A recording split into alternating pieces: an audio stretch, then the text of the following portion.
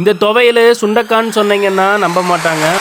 ஆமாங்க. அந்த அளவுக்கு சுண்டக்காய் துவையல் தான் செய்கிறோம். அது வந்து இடிகல்ல போட்டு இடிச்சுட்டு, இதுக்கு நல்லெண்ணெய் ஊத்துனீங்கன்னா சூப்பரா இருக்கும். நல்லெண்ணெயில வந்துட்டு சுண்டக்காவ நல்லா வறுத்து எடுத்துருங்க. எந்த அளவுக்கு நல்லா வறுக்கிறீங்களோ, அந்த அளவுக்கு தான் வந்து சுண்டக்காய் கசப்பு இல்லாம இருக்கும்.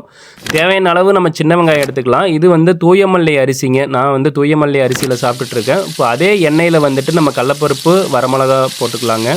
இதுக்கு பெரிய வெங்காயம் போட்டுறாதீங்க. சின்ன வெங்காயம் 2 கைப்பிடி போட்டுட்டு, கொஞ்சமா சீரகம், புளி ப்ளஸ் வந்து கருவேப்பிலை, பூண்டும் போட்டுக்கிட்டிங்கன்னா செமையா இருக்கும். 1 ஸ்பூன் கல்லுப்பு போட்டுட்டு, நீங்கள் வணக்கி வச்ச வெங்காயத்தோட நம்ம முன்னாடியே வறுத்து வச்ச சுண்டைக்காயும் போட்டு, 1 கைப்பிடி தேங்காய் துருவல் போட்டுக்குங்க. இப்போ கொஞ்சமாக தண்ணி விட்டு நல்லா கெட்டி பதத்தில் அரைச்சிட்டு வந்தீங்கன்னா, சுண்டைக்காய் துவையல் சூப்பராக இருக்கும். நான் பாரம்பரிய அரிசி தூய மல்லியில் சாப்பிட்டுட்டு இருக்கிறேங்க. அதனால தூய மல்லிக்கு செமையாக இருந்தது. என் ஒய்ஃப் வந்து வெயிட் லாஸ் பண்ணிட்டு இருக்காங்க. நம்ம நிகழ்மகிழ் வெயிட் லாஸ் கஞ்சி. அவங்களும் வந்து அந்த சுண்டக்காய் துவையலை சாப்பிட்டு பார்த்தாங்க. சூப்பராக இருந்தது. இது மாதிரி சமையல் குறிப்பு வேணால் ஃபாலோ பண்ணிக்கோங்க. நன்றி.